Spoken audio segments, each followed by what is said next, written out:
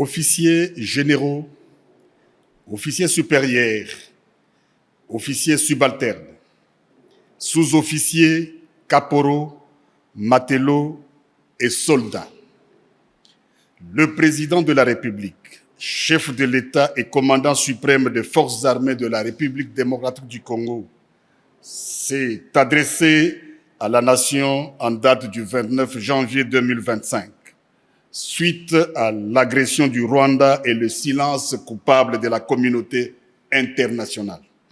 En ces jours, je m'adresse à vous.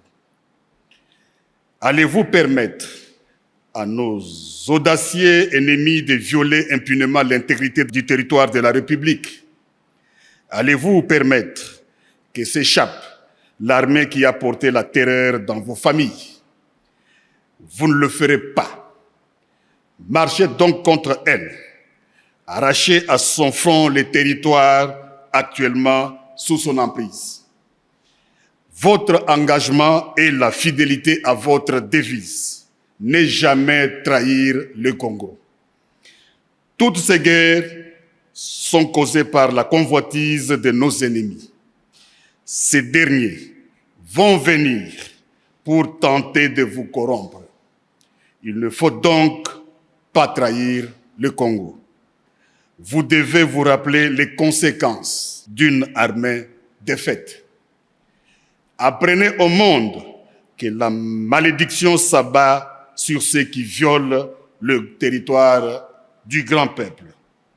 Les résultats de nos efforts ne sera qu'une paix durable. Vaincre sans péril, on triomphe sans gloire. Il n'y a aucun orgueil à tirer d'une victoire facile vis-à-vis de l'ennemi. Pour les services rendus dans cette lutte dans laquelle nous sommes engagés, je vous présente les remerciements du commandant suprême de ma part et du pays tout entier. Ce n'est pas seulement pour aujourd'hui, mais pour tous les temps à venir que nous devons perpétuer pour les enfants de nos enfants, cette grande et libre nation dont nous avons bénéficié toute notre vie.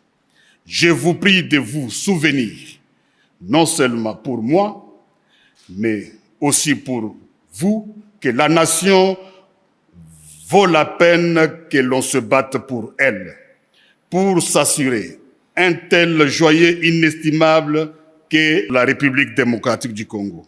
Nous avons devant nous une épreuve de plus pénible, de nombreux et longs mois de lutte et de souffrance. Vous vous demandez quelle est notre politique. Je veux le dire ici. C'est faire la guerre par mer, par terre et par air, de toutes nos forces et avec toute la force que Dieu peut nous donner, de faire la guerre contre la tyrannie monstrueuse, jamais surpassée dans le sombre et lamentable catalogue du crime humain. Telle est notre politique. Il s'agit d'une question de vie ou de mort pour la République démocratique du Congo.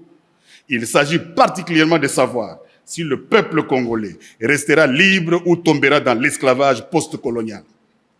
Il ne doit pas y avoir de place dans nos rangs pour les pleurnichards et les lâches, pour les marchands de panique et des déserteurs.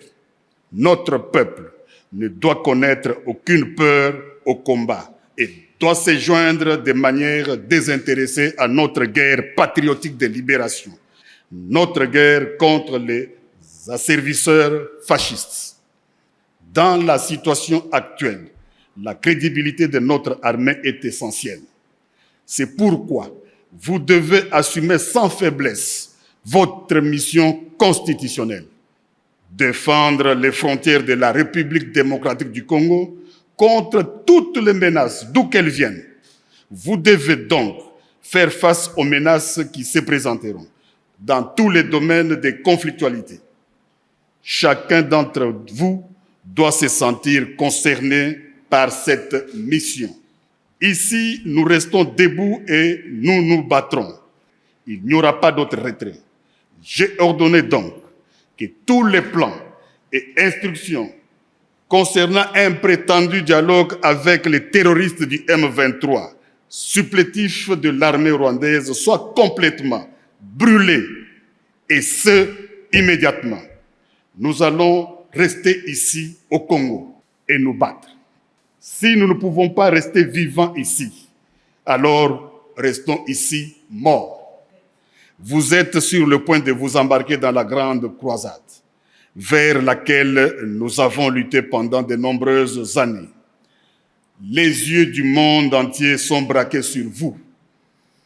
Les espoirs et les prières des personnes éprises de liberté partout dans le monde entier sont braqués sur vous. En compagnie de nos courageux alliés et frères d'armes sur d'autres fronts, vous parviendrez à la destruction de la machine de guerre rwandaise, à l'élimination de la tyrannie rwandaise sur le peuple opprimé d'Afrique et à la sécurité pour nous-mêmes dans un monde libre. Nous irons au combat à notre manière et nous serons accompagnés par l'esprit des millions de nos martyrs, de nos ancêtres, torturés et brûlés vifs pour leur patriotisme, de nos pères assassinés et de nos mères, nos sœurs, ainsi que nos filles massacrées et violées, de nos frères mutilés et de nos enfants étranglés. Et dans cette bataille, nous briserons l'ennemi et apporterons le salut à notre peuple, éprouvé dans la fournaise de la persécution, assoiffé seulement de la liberté, de droiture et de justice. La voie que nous avons choisie pour le présent est pleine de dangers, comme tous les chemins le sont. Mais c'est celle qui est la plus conforme à notre caractère et à notre courage en tant que nation et à nos engagements dans le monde. Le coût de la liberté est toujours élevé, mais les Congolais l'ont toujours payé. Votre force, c'est la cohésion qui vous rassemble et la constance de votre engagement. Votre honneur, c'est le respect de la mission pour laquelle vous donnez tout, avec un courage et un enthousiasme qui font l'honneur de notre pays.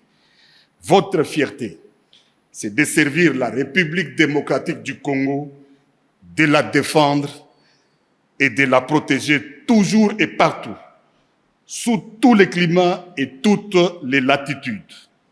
Honneur pour toujours à notre armée et à son commandant suprême.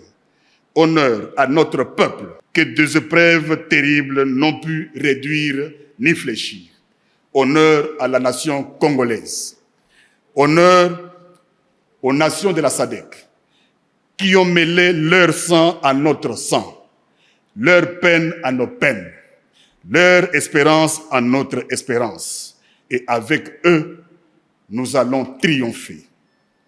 Je pense aussi à nos blessés, ainsi qu'aux familles, aux soignants et aux camarades qui les accompagnent dans leur reconstitution. Qu'en notre soutien, tous puisent le courage et la force de continuer à aller de l'avant. J'ai totalement confiance en votre courage, votre dévouement et votre compétence dans la bataille. Nous n'accepterons que la victoire totale. La guerre nous imposée injustement sera vaincue et la République démocratique du Congo restera une et indivisible.